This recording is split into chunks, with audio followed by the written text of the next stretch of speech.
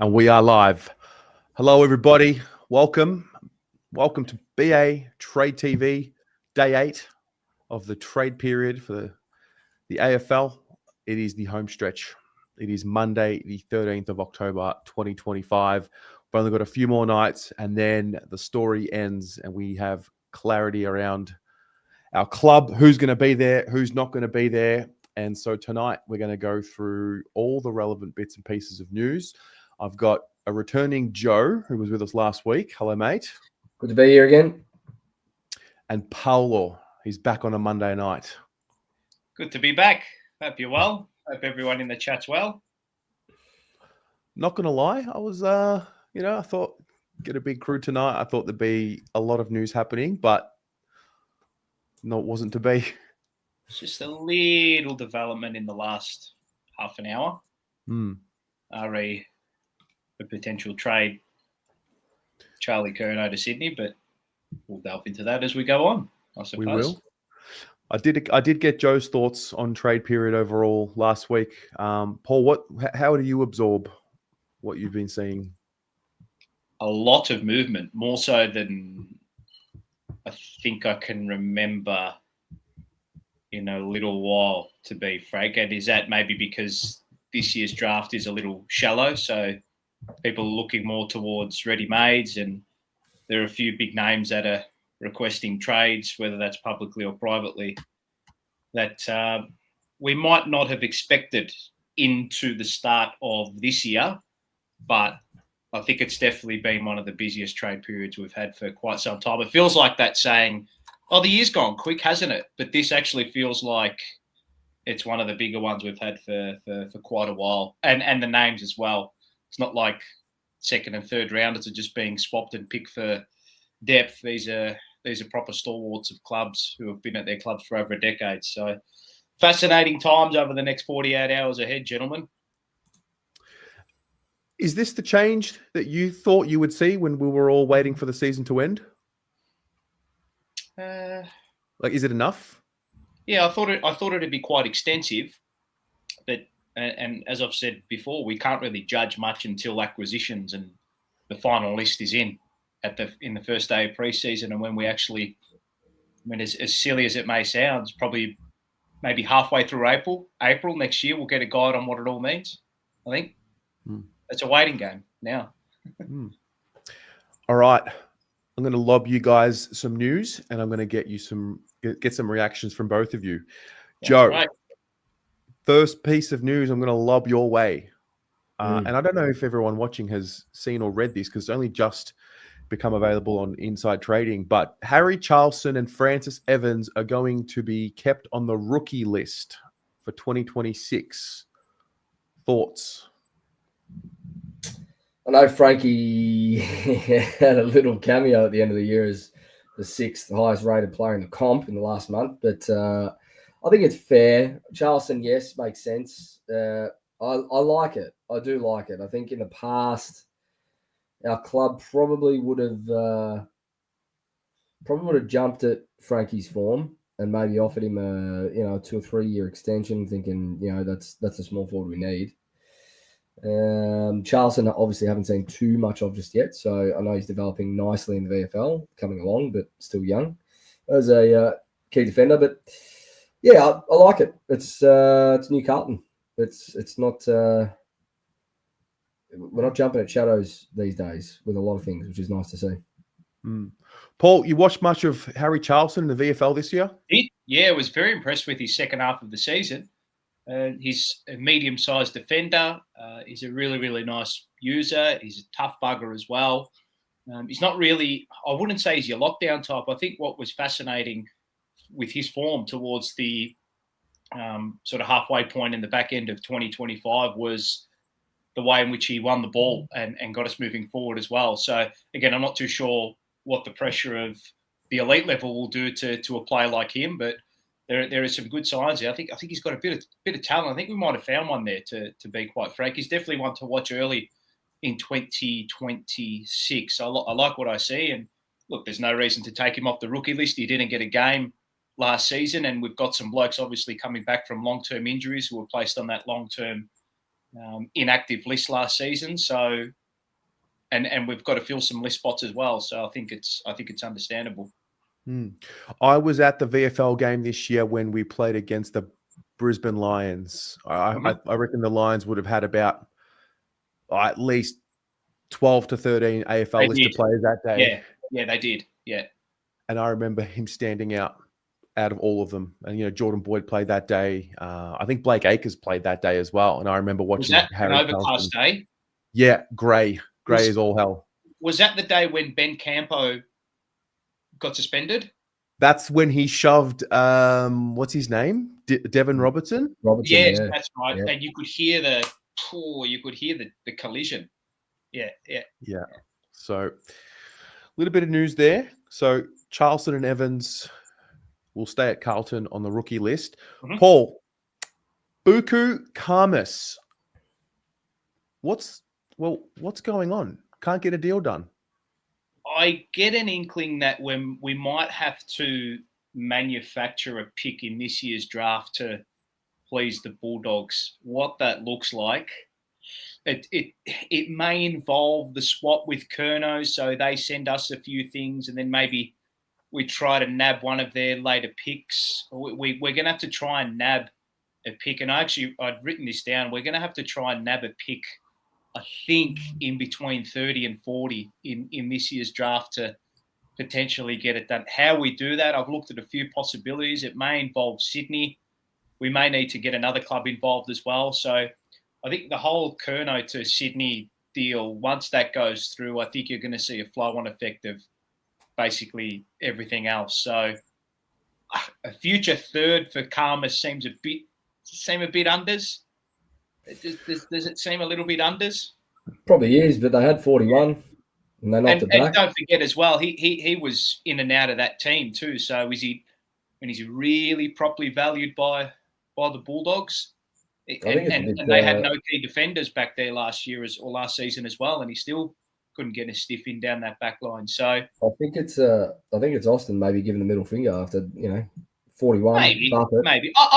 Look, I think that'll get done. Whether or not we try to work our way back into this year's draft and then hand them that, I think is potentially the way we'd look at it.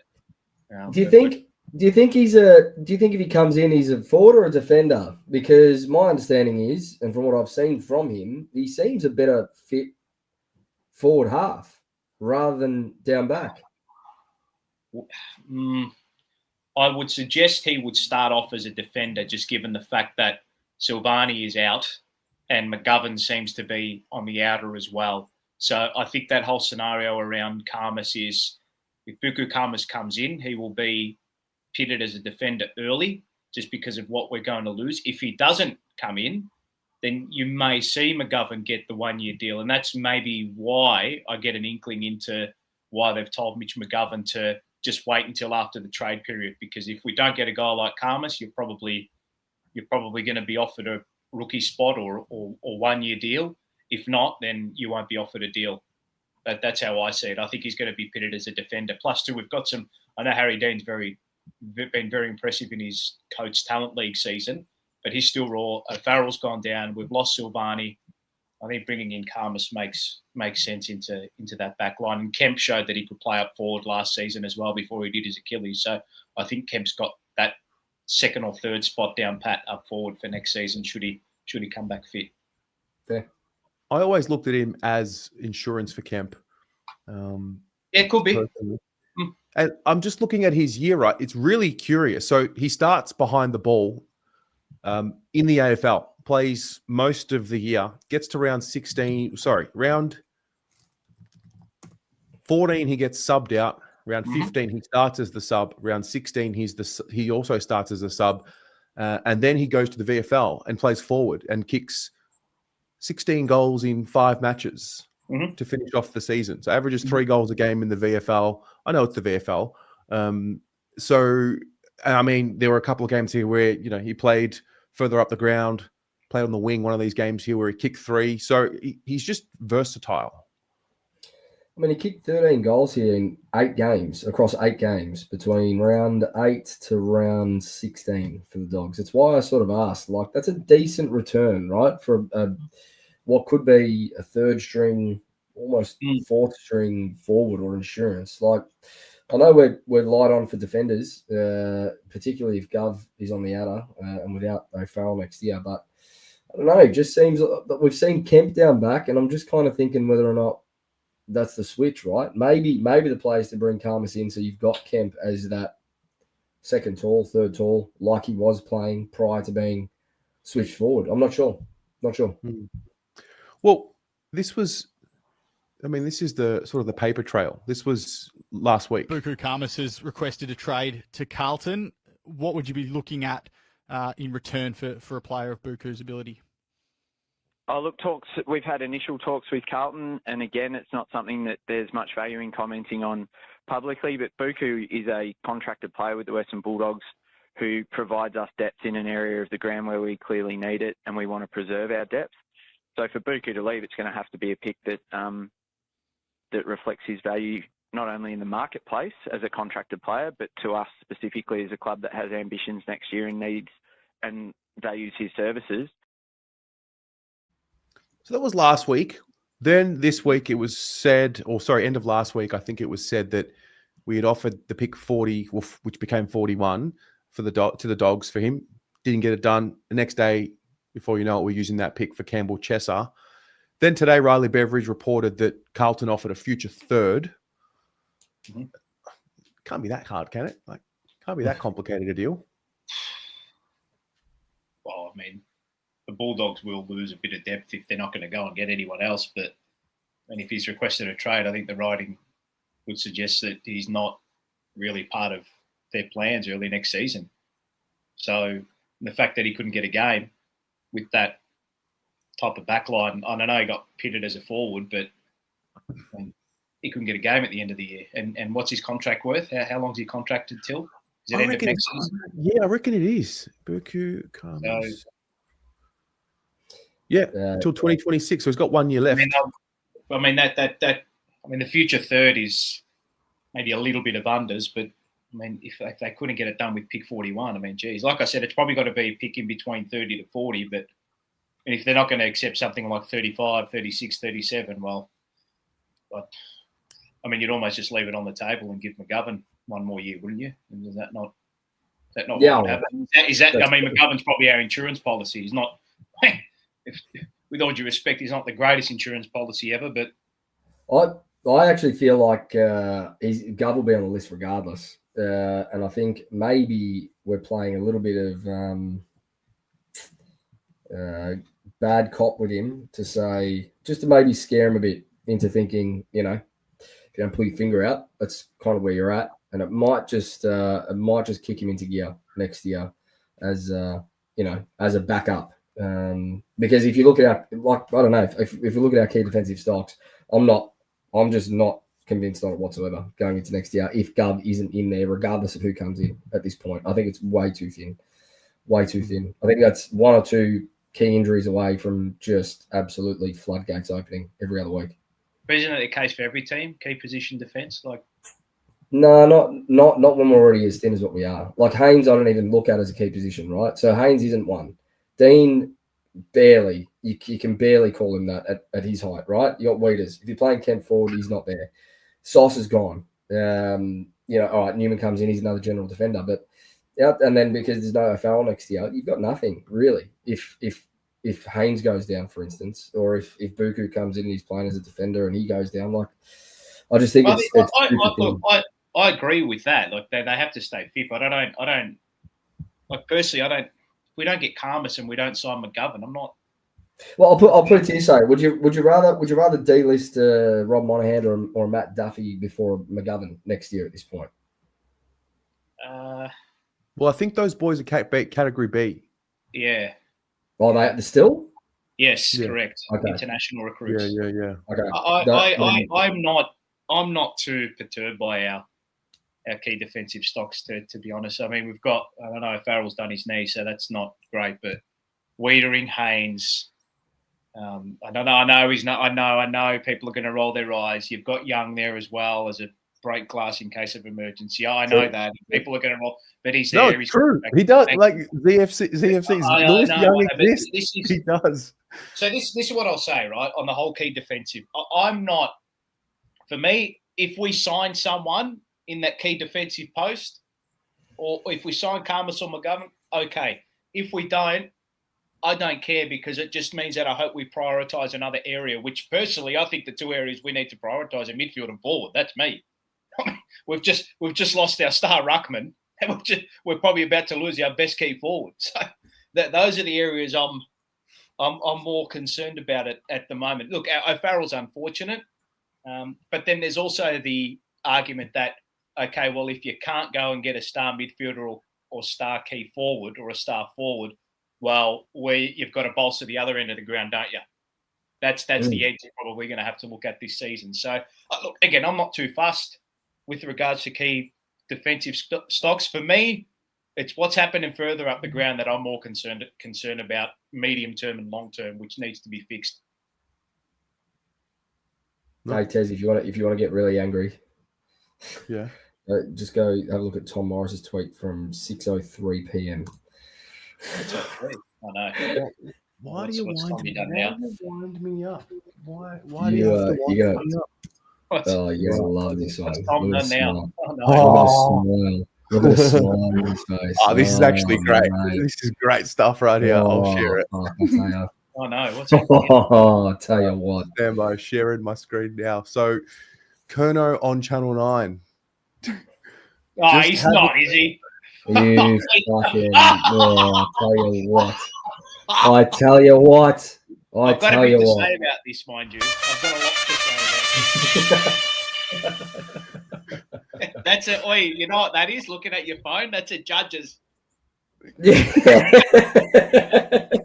Do me a favor, please. Get out of here. Get out of here, man. Shit, I'm saying.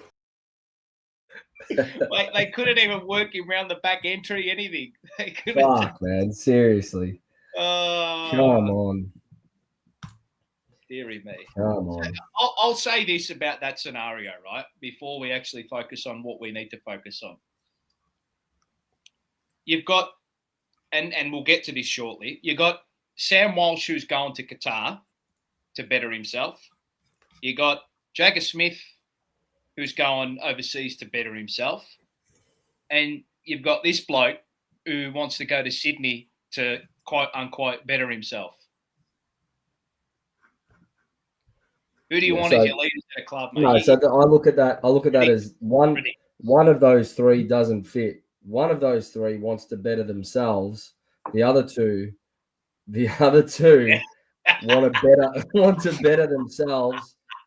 They want to better themselves for the benefit of the club. That's the difference, right? Go and better yourself in Sydney. I couldn't care less. Go do what you got to do. But if people are watching now and they still haven't wrapped their heads around this at this point, mate, that tells you everything you need to know. Sam Edmund also saying that Haywood is all but certain to join the Blues, apparently. Okay, well, Really? there you go. At this point. Wow. Okay, so we are going to get to Charlie. I did want to kind of set it up while we get sort of. No, it's so fine. Like I love the breaking news. I'm down for the chaos.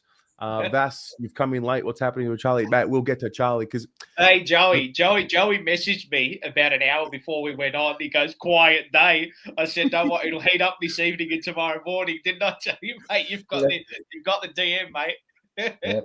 Honestly, it's just wait. Okay, we'll quickly touch on it before we get back to it. Is it a done deal? And this is all just theatre, and then Wednesday night, last minute, they'll announce it? Yeah. Or do you think they're genuinely negotiating? No, I think it's done. I think he's up there for media. That's what I think. I think it's done. And I think he's flying up there. He'll chuck the Sydney Guernsey on tomorrow. He'll get his photos done, so it's ready to go. I think it's done. All right. Well, then what? He's going to go up there, fly back, and then they're going to fly him up again once the deal's done on Wednesday. It's done. They need their media ready, mate. Charlie Curnow meeting with Dean Cox and list manager of Sydney. Deal is imminent. 24 hours to go. Wait, is this real? Yeah. Hang on. With Dean Cox? Yeah. True Blood's just posted that. Wait, is that not photoshopped in? No, that's real? Well, True Bloods have just That's posted the it. Sydney So, facility. That's the Sydney and that facility. is right outside the SCG there. Listen, man, the way I see it, no money, no honey, as I said. And by money, I mean Errol Goulden. All right? Simple as that. Not happening, Tez. Not happening, mate. All right. We'll get to it because I went and did some digging, right? We're going to touch on Sam Walsh. We're going to touch on Jagger Smith. And I went and did some research. So maybe we'll touch on Sam Walsh first. So he is headed to the Aspetar Medical Center in Qatar. Now, do either of you know much about this center, this clinic? Have you ever heard of it? Yes. Never. There have been a whole heap. There've been a handful of players over the last couple of seasons go there, namely Adam Chera, namely Sean Darcy from Fremantle, Josh Gibcus has ventured over there as well, the young Tigers defender who's been rocked with injury for the majority of his career, and now Sammy Walsh is going out there as well. Obviously, we know he's got a little, he's got the back complaint, which is the back concern, which is going to carry through his whole career. So, good on him. Yeah. So this is preventative. He hasn't re-injured himself. He's just gone there to learn a little bit more about his body. And I did some digging about this place. It was the host medical center for the 2022 World Cup. And There's a little 2.5 minute video here. Like, check out the state of this.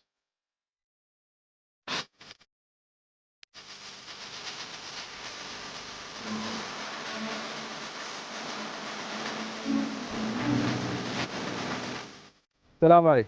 My name is Dr. Khalid Al-Khlayfi, an orthopedic sports medicine surgeon and Chief Medical Officer of Athlete Services at Aspetar for the tournament.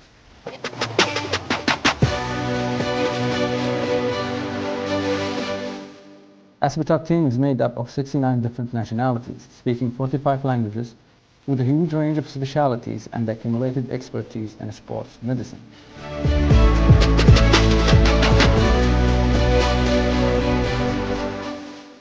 Aspetar has experts in sports medicine, orthopedic surgery, rehabilitation, sports dentistry, nutrition, cardiology, and much more. Our team of specialists, supported by our laboratory research and education, allows us to treat athletes holistically, from injury diagnosis to treatment and rehabilitation, and return to play.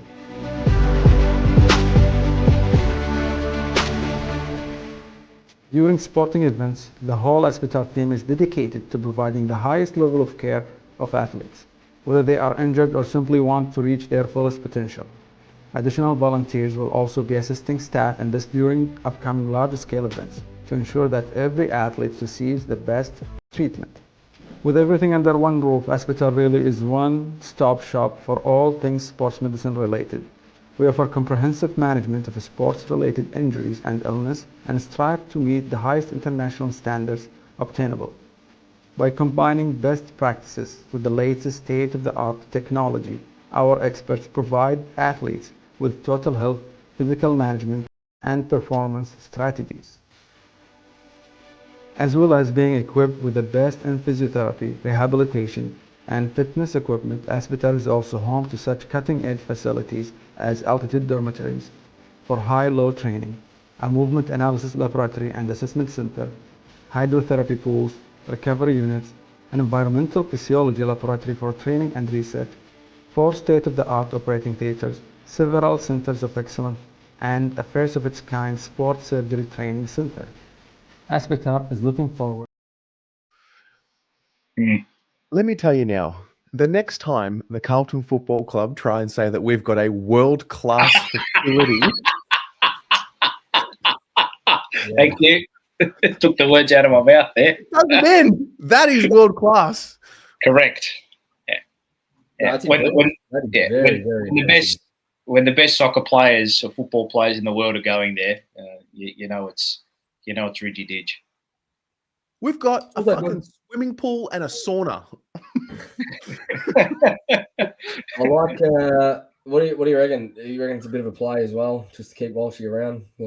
Prepared to send you to Qatar, get your body right, mate. Invest in you. Well, that was kind of why I wanted to not just talk about Walsh going to this place, but yeah, like just the state of play. What are your thoughts on where that's at? You know, there were talks about him being maybe a future captain. He still remains signed through till end of next year. You know, we're going to go through this whole conversation about will he sign, won't he sign all year next year if he doesn't sign beforehand. So, like, do you accept that free agents should just wait it out, or do you expect loyalty?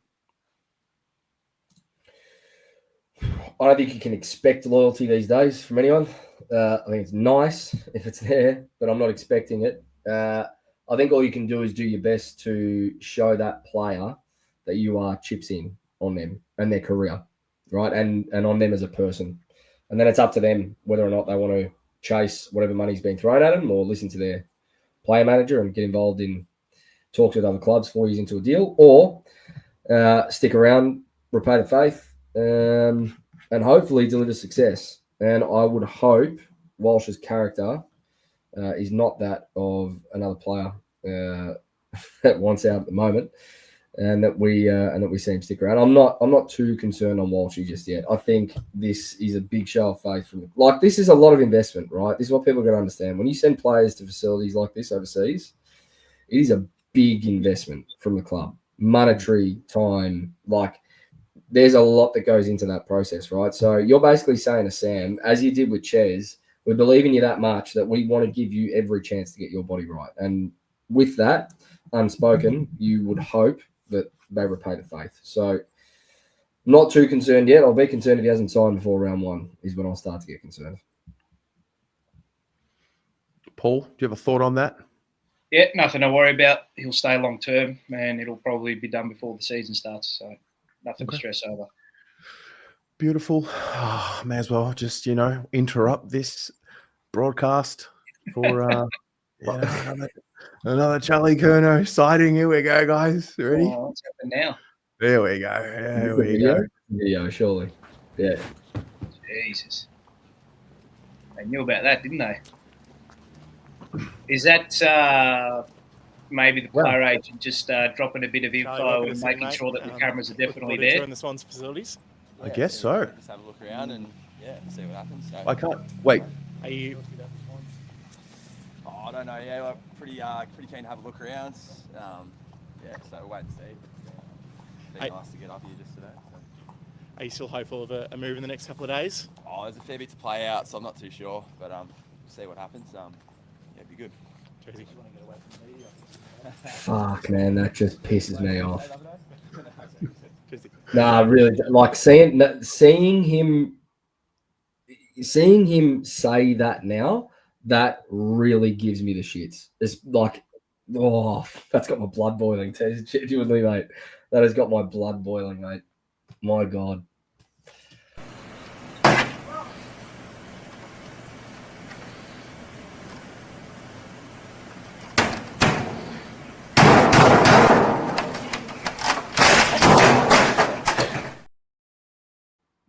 Telling you, man.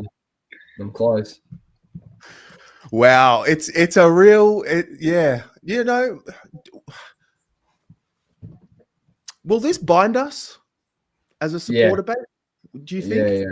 Yeah. Do you think it'll remind us why we value the loyalty? Give us Carlton Sydney opening round at the MCG. We'll fill that place with 100,000 just to boo him out the building. You can't have him. You can't have him back after that. No, sorry. No, that's done now.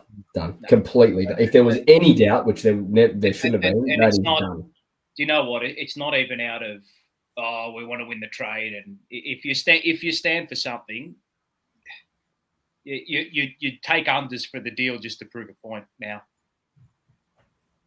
if you got to stand for something. You got to stand for something in that particular moment, and if I speak, I'm in trouble, in big trouble, and other ones will be in big trouble. It's fascinating. That really is fascinating footage.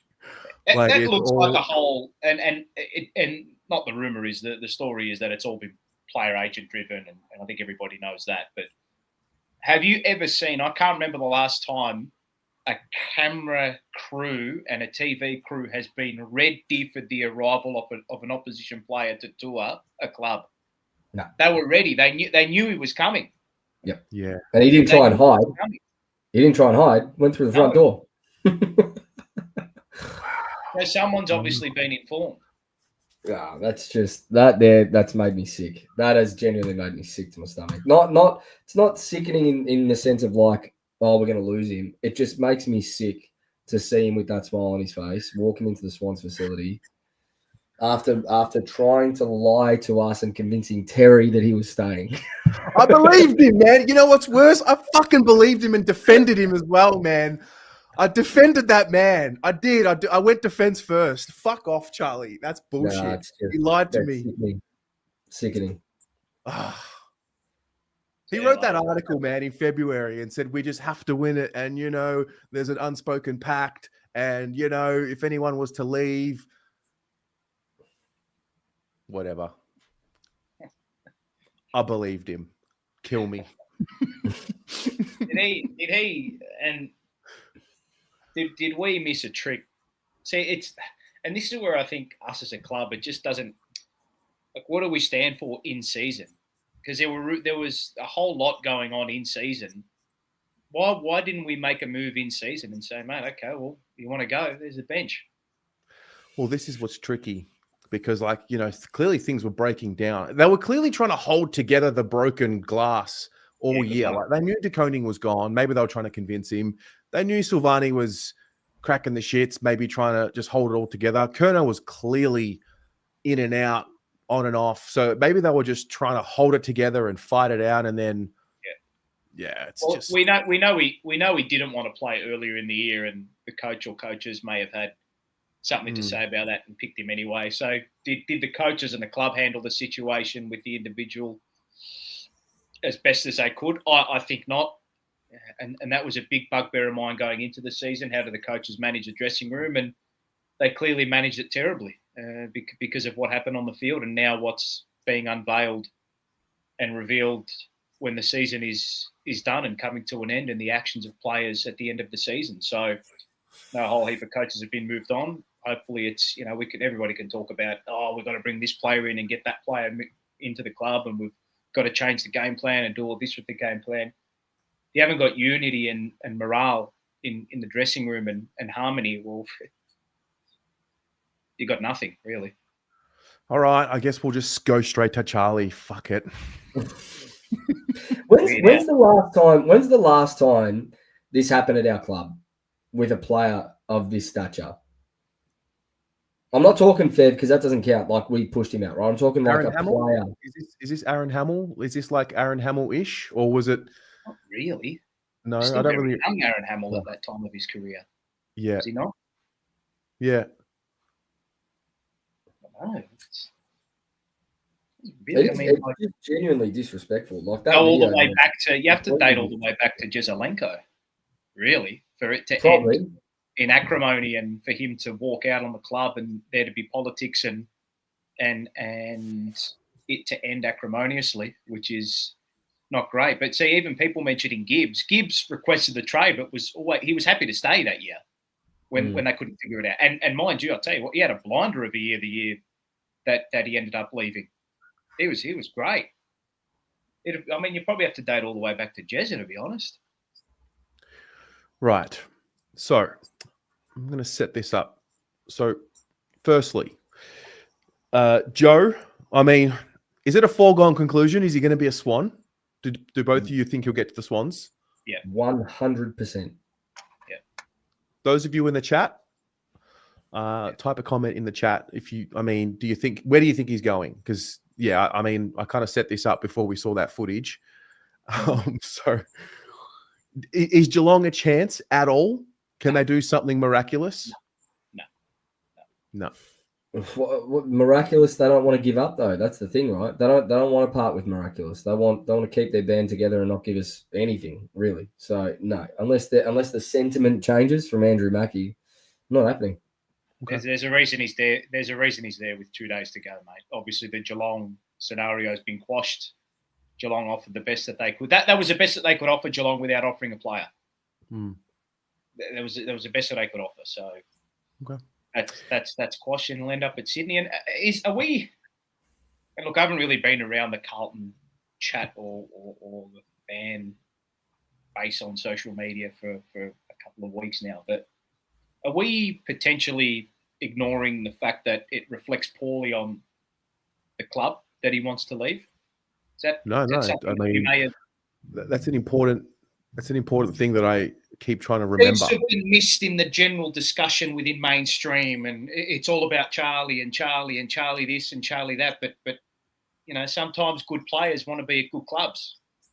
Yeah, I understand there's a loyalty perspective to it. I completely get that, but I'm of the opinion that for it to get to this point, it's not one thing that's happened. It's a multitude of little things that have built up. It's like a relationship breakup.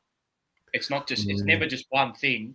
It's a build-up of little things, and then that last little thing that completely does it is what is focused on because of the recency bias. But you look back at it. I think everything in his scenario is true.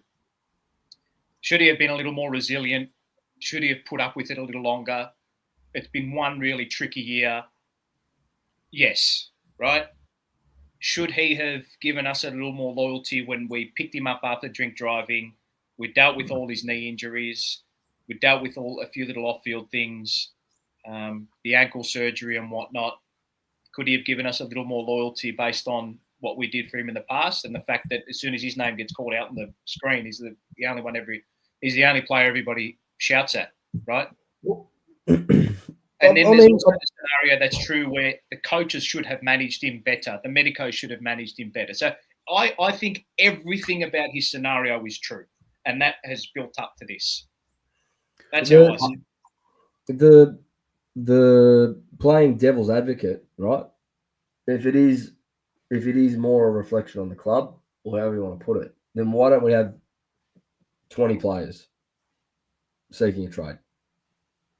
Weed has played through injury his whole career. We put him out there. No, I mate, 100%, and that's true as well. Like I said, to me, everything about the scenario is true. Everything is right. Should he stay? Yes. Is he entitled to leave? Yes. Is he contracted? So should he leave? Probably not. I don't disagree with that. My question is, why did he agree to be in the leadership group this year then? Because if, I mean, this wouldn't be the first time he's felt some type of frustration with the club, right? So he would have felt it in the past. And so my take is when you agree to be a leader, a registered leader, that to me says that you are willing to dig in when things are going to get tough, no matter what.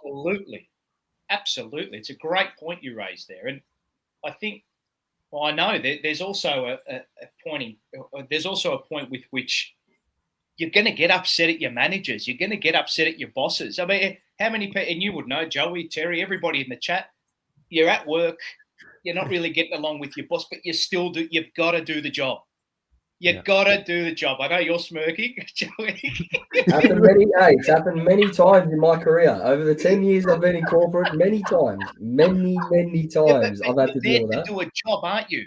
You're not going to love every manager. You're not going to be close mates the whole time. The greatest example you work out a way to, if you're in a position where the person that manages you or the people that manage you, if you're sitting there thinking they're not managing me the way I need to be managed, you need to reflect at some point and you need to say, well, what do I have to do here to make things easier? What do I have to do in this environment in order to make this more palatable while I'm in this situation? Because I want to continue to work here. I took this job for a reason. I've been at this company or at this organization for as long as what I have for this reason. And in Charlie's case, I signed an 8-year fucking contract for a certain reason. So at some point, like, I get what you're saying. It's a reflection on the organization. Yes, absolutely. And even when it comes to business, it should always come back to the organization and what can the organization do better if there is a mass exodus of employees. But I don't know, man. Those employees at organizations at my level, we're not getting paid fucking $900,000 a year, I can tell you. Yeah, I get up to go to work to earn a living. These guys get up to go to work to kick a footy, and they get overpaid for it, and it's still not enough. And it's like, come on, man, what are we doing here?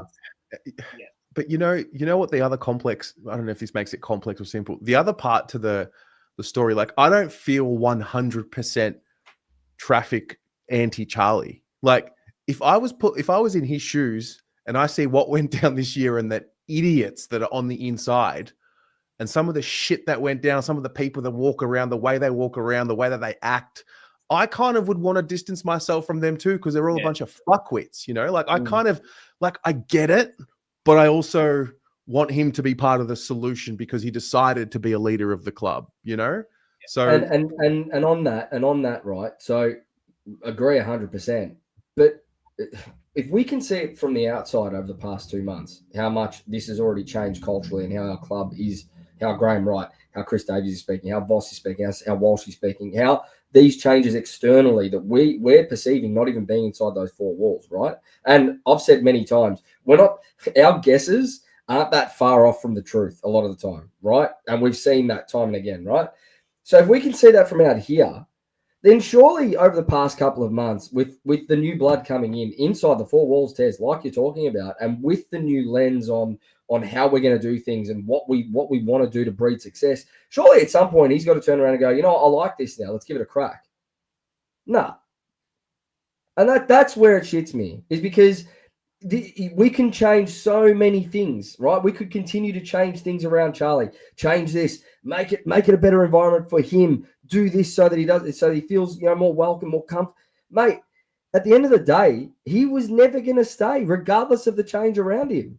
Whether that's his personality or not, it is what he's not having a crack at him as a person, but he made up his mind, regardless of what change we put around him. Your point before around giving him a spot in the leadership group, that was an olive branch from us potentially saying, we fucked up with your injury. You know what? We see you as a leader of the football club. Here you go. We want this role for you now. Like, how much can you give the guy? Seriously. I'm not making excuses for players anymore. I've said it all year. I refuse. Our club has a lot of work to do, still does. But fuck me, man. You've got to want to be part of that change. And if you don't, then you're part of the problem. Pretty simple. Pretty simple. Yeah. The smirk on his face says it all. That just says it all to me. He's not trying to hide anything. That's it. That's it right there. That's the truth. That's it. Ian, and the great managers will tell you, you can't force an employee or a player to do something that they're not willing to do. No, you can throw whatever you want at them, and if they've made their mind up, that's it. They don't care. No, they don't. So I'm going to play. This is sort of the state of play from Sydney's point of view. Whilst they want Charlie Curnow, they don't want to disrupt a culture and a group that's pretty tight. So Ollie Florent hasn't wanted to leave Sydney. He's been told to look. And when you're told to look, that's told to go. Yeah. But he's got 4 years left on his contract, and he hasn't wanted to go. Now, what I can say today is that he's coming around to the idea of moving. And that's bit by bit. And we've been saying for a while that Carlton had interest in Ollie Florent separate to the Charlie Curnow chase for a while now. Yep. And that has still existed. So there is a world where Ollie Florent can be on the move separate to Sydney getting Charlie Curnow, and it can be separate to that deal. But he's coming around to that potential as time passes. And it's a challenge in this time because he's overseas, players are overseas, getting a hold of them, time differences. I think he's been in South America. So that's a difficulty, and other clubs as well as part of their interest in Ollie Florent. But that is starting to turn a little bit, and it still will be up to him because he's got the contract. He can back himself into staying. We've seen players do that over time, but that looks like bit by bit it could be edging towards that. Will Hayward has been reluctant too. So he's contracted for 4 more years, signed a 5-year deal like Ollie Florent did last year as a free agent. He's got links in Victoria. Carlton came for him really hard last year, and he considered that strongly. But yeah, he's been reluctant to move. So this is the challenge for Sydney, and it's why, in some part, they haven't put a firm offer to Carlton for Charlie Curnow like Geelong did last week. It's a difficult balancing act for the Swans to juggle. You want Charlie Curnow, you don't want to disrupt a list that, for the most part, has been in a good spot and challenging for the best part of a decade now. So how you actually go about persuading players to be part of this is going to be an interesting one and a difficult one for them. I think Carlton's obvious preference in this is for forward half players. I think that's what they've wanted for some time to bolster their list, particularly if they are losing one in Charlie Curnow. Will Hayward fits that bill, but whether or not he'd be willing to consider it is another question altogether. It's interesting on the Florent case that if Sydney were to sort of try to move their F1 and their F2, they'd need to gather another pick in the future to be able to do that as part of the Curnow deal, which might be why they've told Ollie Florent to explore his options elsewhere. But yeah, as things stand, not much movement on the Charlie Curnow situation across the weekend. So, if you had to predict what Sydney's final offer will be, what do you think it'll be? Joe? It's pick 11. It's their future first. It's Hayward and it's Florent. And we give just Charlie. That I would be comfortable with. If we're giving something back with Florent as steak knives, I will then really question how much negotiating we've done behind the scenes. But I think that's a good result. You get two players in, you lock up Cody Walker next year, mate. No row bottom. That's a good result. Don't need a row bottom in there. It'd be nice. I'd take row bottom over Florent. I don't think you're going to get all three if you want two firsts. So I'd definitely take row bottom over Florent. And I hope we try and give row bottom just one last push to see if he's really keen to come across. I think he would add a lot to our list. So let me just. So you said Hayward, Florent, pick 11, and a future first. So next year's future. That's it. Paul, which again, right? Which really is. Think about it. Cody Walker, Harry Dean, Florent, and Hayward for Charlie. Right? So you put that lens on it and have that perspective, because that's what he really gets us. Yeah, I agree with Joe, RE, all those four assets coming in, but I get an inkling we'll have to lose something else as well, alongside Charlie. I'm more looking back at history with these type of deals, and even Geelong gave something. GW West gave something back when they offloaded Jeremy Cameron. So, just based off that, I get a feeling that 4 assets for one, I don't think we'll get it done. Personally, I think we'll have to give something back. What I sort of floated about yesterday is that if it wasn't going to be a player thing, a player-led thing from the Swans, is that we go future first or future second to get their first round this year and their 2 first rounders next year, provided that they might go off and get row bottom Collingwood, and then Collingwood sends that pick to Sydney and then they give that to us. But I don't think that's going to eventuate. So what I stated was the obvious one was what's eventuating today. Pick 11, future first round pick, Hayward, Florent, and then we offload Curnow, and I would say a future third. Is that enough to bargain with them? Is that what gets it done? I'll be stoked with that. Yeah. The thing is, right, how do you like? And this may sound silly, but it is a Moneyball scenario, right? It's you can't replace Charlie. No. With what's on the you can't replace him, right? So you've got to make him up in the aggregate somehow with the players you're bringing in, right? So 3 players that we're going to bring in: Hayward, Ainsworth, maybe another forward. But what do we actually get for Charlie? Because that's not been spoken about yet. As in, what we acquire for Charlie, picks-wise. What do we turn it into? What are we turning that into? Now, there are scenarios here that could unfold. We will have what do we have at the moment? Pick 10 and 11? Yeah, thank you very much. So this is where people, yesterday with that little mock trade I put up, which I did explain a few other scenarios, I think people, and this is just like all of us, we get a little bit emotional because we don't see the direct swap for Charlie to what we really want. Yeah, do you understand? So it might not be a direct swap with Sydney per se. It may be the assets you get from Sydney, not the players, the assets with regards to picks you get from Sydney become throw up a name, Bailey Humphrey.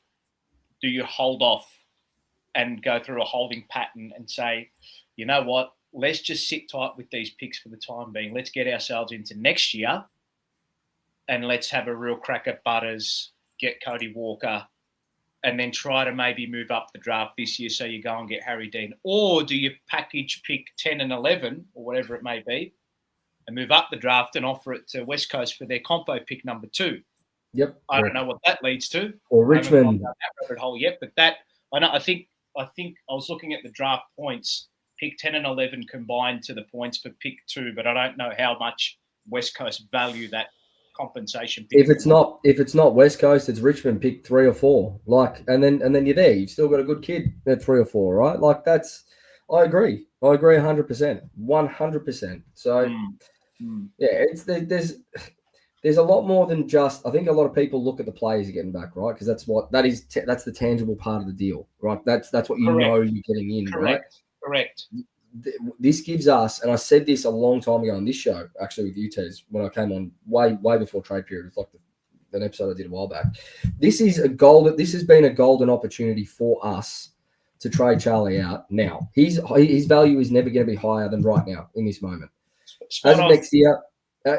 Yeah, it's true. This is it. So if we're going to go through a reset as a club, rather than rebuild, capitalize on the value. Because if you capitalize on the value from a draft hand, from getting players in that bolster your middle 6 or your top 10 or your top 12, whatever it may be, right? And you get rid of one of your top players, rather than rebuilding like we've seen in the past, what we are doing is we are going through a quick reset of the list. That's it. It allows you to build out depth very, very, very quickly, and depth that you can rely on. We don't have depth that is reliable right now. This is it. You hold on to Charlie for another year. What happens if he does his knee or does his ankle? What are you getting for him next year at 30? So I agree with you, Paul. It just has to happen. He was the one that was going to unlock that value for Graham Wright, for Chris Davies, for Voss, for Austin to do what they needed to do right now in this moment. Well, I think also, just to add to that, if there is a belief that the group that made the prelim was the peak of the group, then this is really just an eye to the next wave of what that's going to be. So this also ties into a cultural reset. We have lost a Silvani. If you had said that 12 months ago, I think a lot of us would have said, no fucking way. No way.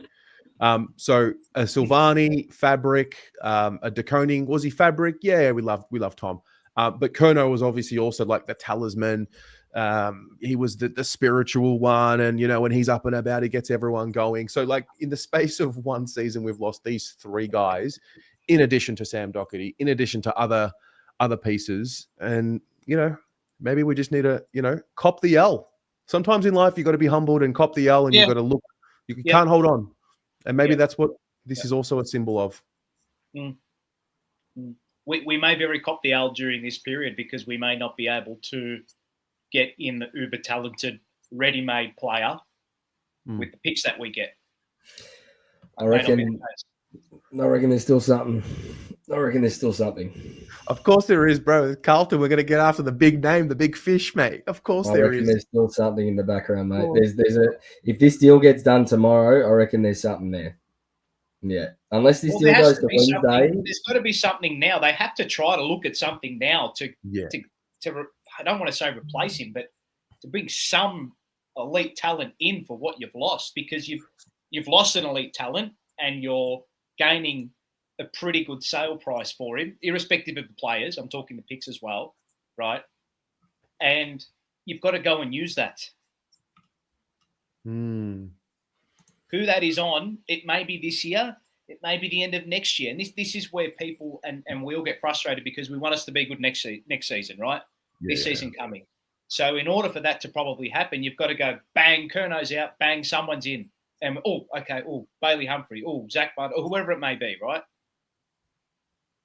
But in reality, the likelihood of that opening up is end of next season.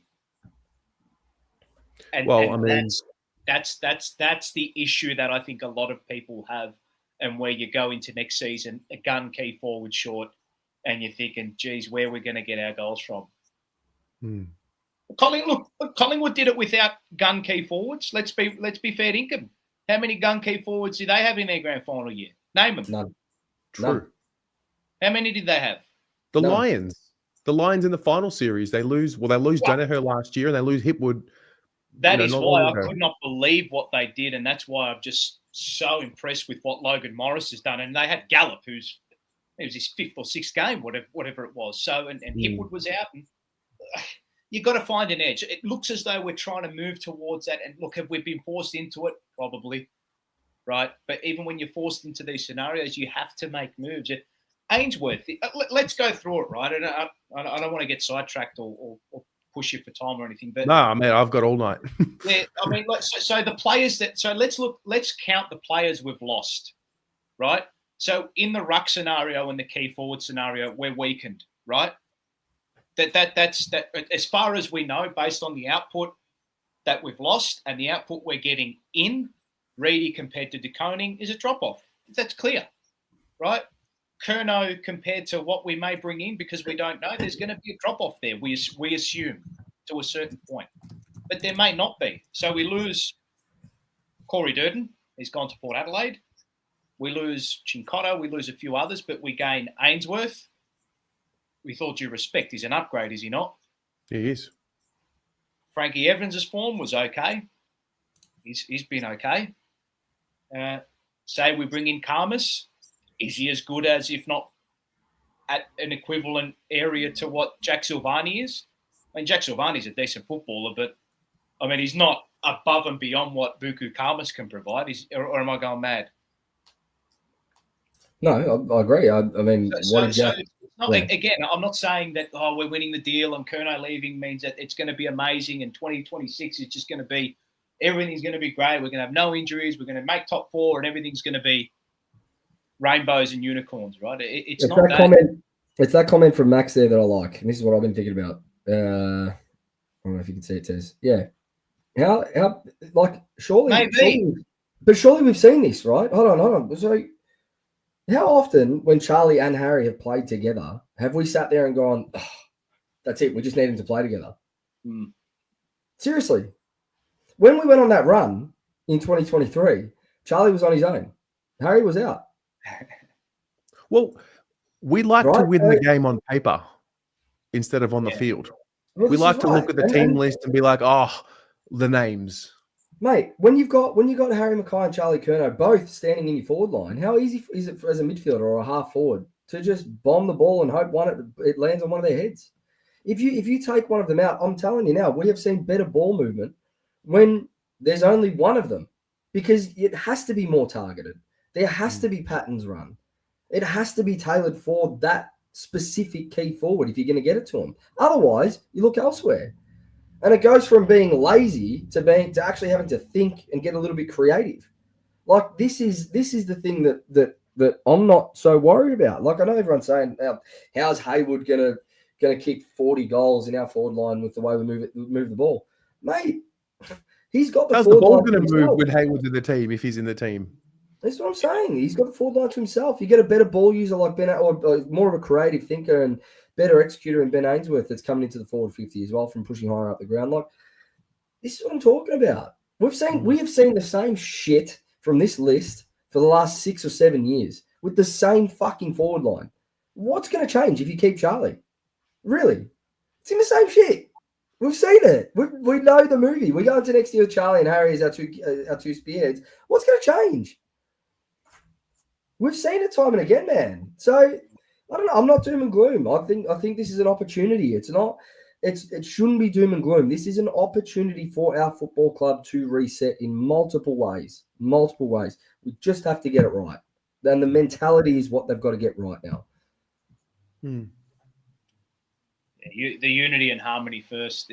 That's just been completely disrupted from the first game of the season, and that's the first thing that needs to be rectified before we even think about what's going to happen in round 1 next season.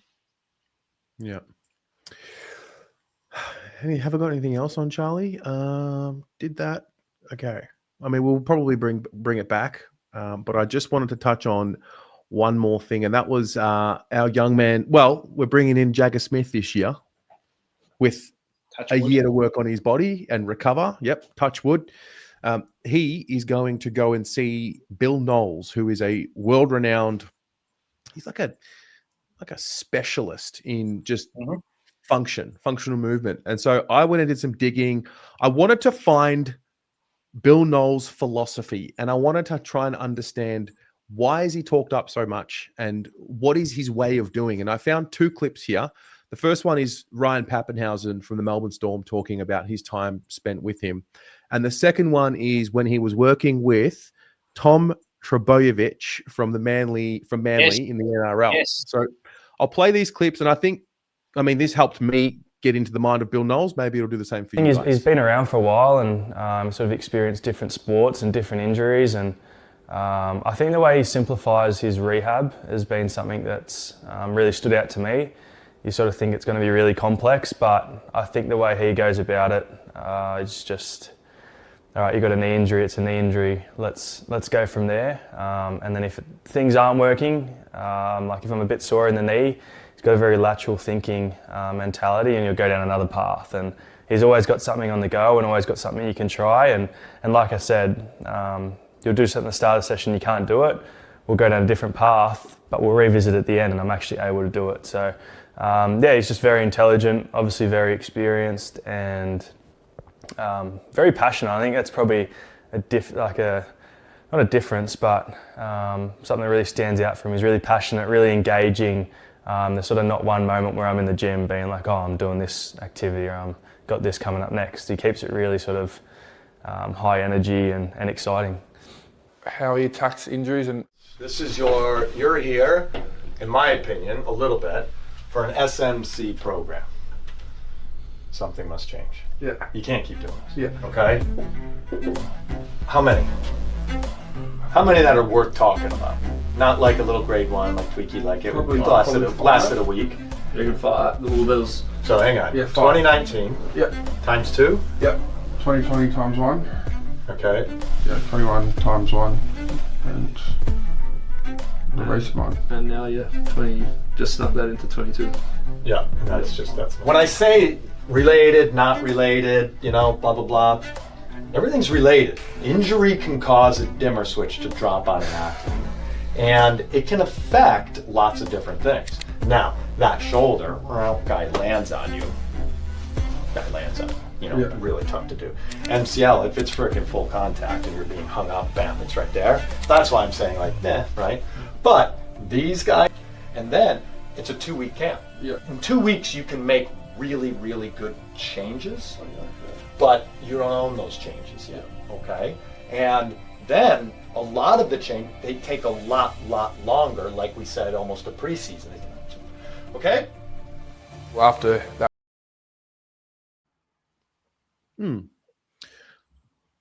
Might be hard to understand. I think Blue Bagger said it here because we're not professional athletes, but there's something about an expert in any field and a trait that most experts have, and that's when you talk to them about their expert field, they speak a really simple language. Very insightful.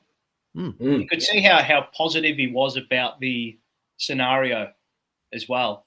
It was not it's been tough. God, it's no. This is the issue. This is how we're going to try to solve it. Yeah. Dan often talks about how so many injuries, and in particular ACLs, it was something I picked up on there, are so related. Like an ACL might seem so innocuous, but there are so many things that led up to that point. It's not just a freak snap. Like you could have weaknesses in other areas you've never worked on, and so if that's the sort of treatment that he's in for, that excites me a bit. It's good. Yeah. Jaggers was a collision ACL. Yeah, I reckon it was a contest in a stoppage on the wing at Icon Park. Yeah, with Jack Steele maybe. But again, it still could come down to a weakness elsewhere, right? Like you don't know. A lot of the time, Dan has told me that it's rarely ever a freak incident. There is a reason that an ACL happens.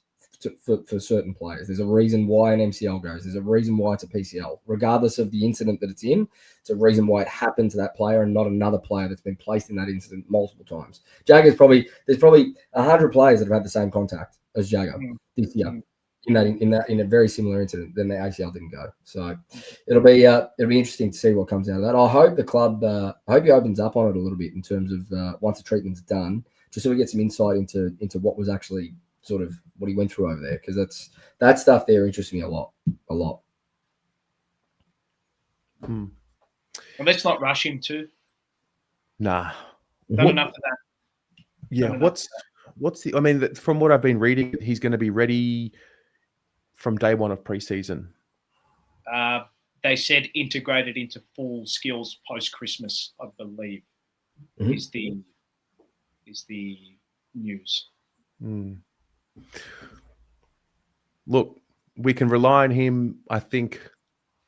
I mean, he's a good player. He's a good footballer who we haven't seen play at the top level yet. But I do think he's at the bare minimum going to be able to contribute if he's also healthy. think don't rush him. Don't rush him in the sense of just chuck him into the fire. Don't chuck him into the middle. Play him off halfback. Play him in halfback wing. I think that's what it looked like. That's what it looked like in that preseason match. Yeah, it's just something that we've never done really traditionally with players. We draft them for their position, we play them in their position. Just put this kid behind the ball, let the game come to him, let him feel the game for a year before you throw him into the furnace, before you throw him into the coalface and ask him to go do a job, right? Like that's what I want to see with Jagger next year. Really let him rack up some uncontested footy and set up play for us behind the ball. Well, look at how Collingwood introduced Nick Dacos. They gave him and this is not a slap on him, but they gave him the easy ball down back, take the kick in from full back, get a handball, run 20 metres and kick it, and it's a 70-metre play. Harry Sheasel, same thing. We need one. We need someone to not be a contested ball and to literally distribute the ball and hit targets. Some easy football, and I know it's not. I mean, you're playing Aussie rules at the elite level. I understand, but make it easy for the kid. Utilise his asset. Yeah. Speaking of a kid, I think this guy's still a kid, but he's verging on not being a kid anymore. Did you guys follow the Elijah Holland story on the weekend, the article that came out? Mm-hmm. Yes. Do you have thoughts on the scenario? Don't feel, pressure. I know it's a sensitive topic, but it's also, he's come out publicly and he's spoken about his experience. Did you the reason why I'm asking is because I felt like something was still missing from the story. And I wonder if that's what you thought when you read it. Yeah, well, he hadn't come out and confirmed nor denied or said anything about the whole scenario. And we all hear things, how true they are. Take it with a grain of salt to a certain point. But the fact that the club is content to pay him out and to list him would suggest that the relationship and the actions that he has partaken in have been against the goodwill of the club and against the standards set by the club. And we ask for standards, we ask for professionalism, and if the new head of football, the new list committee, and the head coach don't believe that's being adhered to, well, unfortunately, irrespective of what demons he may be facing, we've given him the chance. He had the whole season, did he not? Did the club handle it in the best possible way early in the year? I would suggest not. No. But there has to be an introspective moment where you take it upon yourself to get better. You can't rely on the football club for your whole life. You've got to take individual responsibility. And unfortunately for him, I think the fact that no other club has put their hand up to try to waltz him or get them onto their list would suggest that this has come out in a bid to try to save his AFL career. And I completely understand that from his perspective, because that's his livelihood and that's what he's such a talented player at. But it's not as simple as being able to kick a football or run really hard. No, there's so much adhere more to a certain standard. And that's not just at the football club, that's in society as well. Yeah. Yeah. Well, that was a great episode. Shit. I thought there was nothing to talk about. There's always something to talk about with our footy club boys, ladies and Well, gentlemen. once Charlie decides to get a fucking shit-eating grin on his face outside the Sydney offices, we've got plenty to talk about, Tez. Absolutely. And I said, did I not say? I said to you, Tez, before the show, I said something will drop as we're recording. Something's going to happen. It happened the other night too. Mate, So just go to our inbox, Joey, as well. yeah, it's there. There's always something, my friend. There's always something. Where is it? What's that? Oh, yeah. No, shut up. Charlie, welcome to Sydney, mate. Looking forward to touring the Swans facilities. Yeah, it's going to be good. Just have a look around and, see what happens. So, Are you?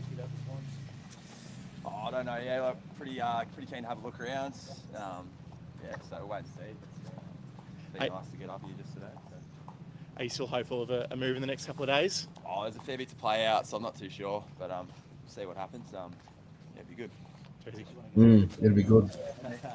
You seem pretty sure, Charles. You seem pretty sure. And look, this tells you what the motive, this really tells you what Charlie's interests are, right? He's got his button-up shirt off over his shoulder with the Listen clothing label here for everyone to see. True, he knew. He knew. It's not even there's nothing subtle anymore. Fuck me dead. It's there. It's the biggest setup you've ever seen, isn't it? He doesn't care. It's one of the great setups I've ever seen. How's the coach out the front as well in the casual clothes too, Dean Cox? Come on, man. Oh, okay. Welcome. So they're all in the same car. Welcome. Manager, coach, Kerno. It's just so obvious. Exactly. BBC. It's all scripted, mate. Look at this. It's just a show. Look, it's nothing subtle whatsoever. Go be the showman. Go. And you know what? Look, as much as it pisses me off, I wish him the best. I hope he gets his career back on track. I love watching him. We all do. And if he kicks 100 goals next year, I'll be watching it when he kicks 100 goals. I'll probably be cheering. But you know what? Mate, if that's the attitude, if that's the disrespect, get out. Go. No attachment to you anymore. Go. You've done a Donald Trump there, Joey, when he wishes his political enemies, I wish him nothing but the best. All the best. I wish him nothing but the best. I wish them well. All the best. All the best. Don't get bitter, get better. Yeah. Like I want to what was I going to say? Wait, Joe, what were you showing? Joey, where are you? I was going to show. Yeah. This is from Sebastiani. Always like this on Monday. It'll heat up this evening. Yeah. or tomorrow morning. Wait, what is going on? Where am I? I don't know. Tez is struggling. He's struggling. He's lost. There we go. Look, I want to believe in the great man. I just need to see a signature. Believe in Sammy, mate. I just need to see a signature from Sheikh Samir, you know? Yeah. It'll come. Yeah. Now, other little small wins. You know what? At least he won't go to Geelong. Wow, true. True. That is true. Just quietly, how did they avoid scrutiny? Oh. If you want to wind yourself up, go on Geelong Big Footy Forum. They're terrible, mate. I prefer not to. They were. I had a little soft spot for Geelong for a while because of my grandfather. God bless him. But they've turned me the other way. Mate, I got genuine beef with Bailey Smith from this trade period. You actually do. Like genuine beef. We need to sort it out. No, you don't want to sort that one out. Let him go. No, I kind of do. No, I got a lot of built-up frustration. I will say one thing, and I've been saying this to a couple of close mates and family friends. I do believe that the two clubs that we face the first time, or when we face them the first time, St Kilda and Sydney next season, I do believe we will beat them. I 100% agree. And you know what? The way the world works. In the Sydney game in particular, there's one thing I'm asking for, and I'm already going to put this out there. I want Jacob Wiedering when he's walking to the goal square. I don't want to see you shake the prick's hand. Grab him by the fucking throat and throw him to the ground. Make a statement. I'm serious. No, make a statement.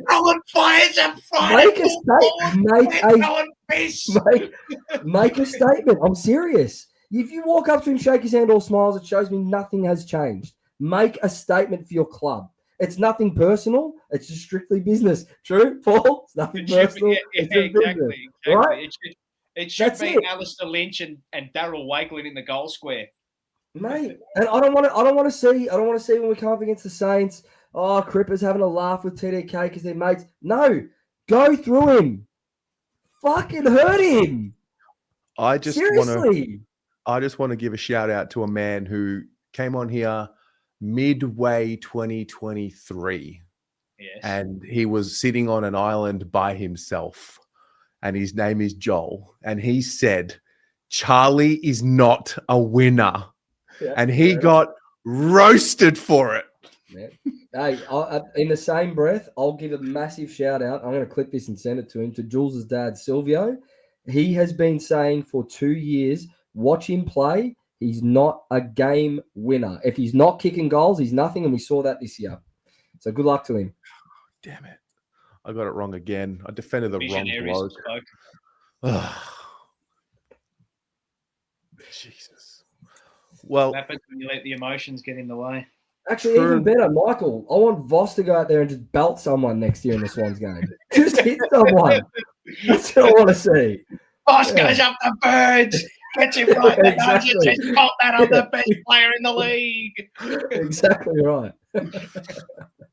Well, I have a message for Charlie. Actually, no, I don't. I don't have a message for Charlie. We'll talk about him tomorrow and the night after. Maybe we should thank him because he has really carried the trade period this year. There's that. Yeah.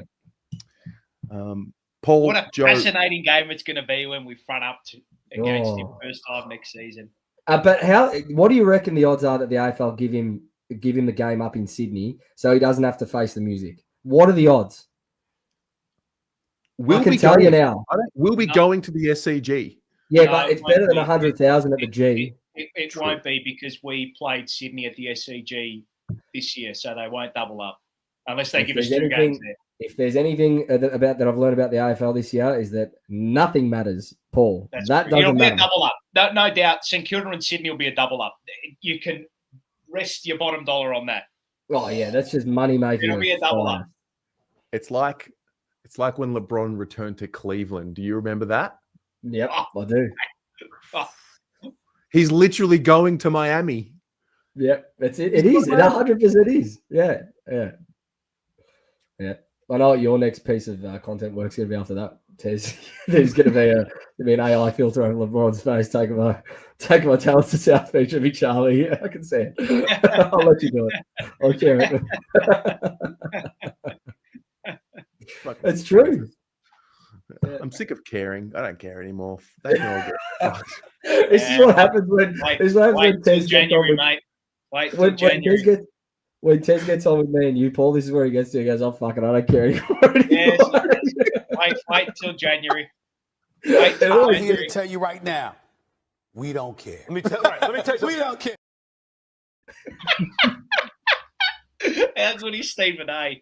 Hey, if you want, and I highly recommend anybody, this will be the last thing that I touch on. The Dallas Cowboys are basically a carbon copy of the Carlton Football Club. A disgrace for 30 years. They won their last Super Bowl in 1995. Their colours are navy blue. Their owner looks like a Sith Lord, right? He's got his evil tentacles hanging over the club. They just made the documentary, The Gambler and His Cowboys. It was all about 95, how brilliant the 95 team was, right? And they're an absolute disgrace to this day. Skip Bayless, who is a great journalist, is a bit of a, what's the word? The jock. Shock jock? Like the Cole Sanderland sort. Yeah, a bit of a shock jock when it comes to his takes. He did a 15-minute video on X today about the Cowboys after they lost. It is brilliant. If anybody has X, it may even be on YouTube, go and watch it and just replace every time he says Dallas with Carlton. That's all I'll say. I'll give it a watch. Guys, you've been great. Thank you very much. It's much appreciated. Ladies and gents, see you soon, very soon. Have a great is in your corner with award-winning vodka. And now, for those in attendance and UFC fans watching around the world, this is the moment you've all been waiting for. Live from Madison,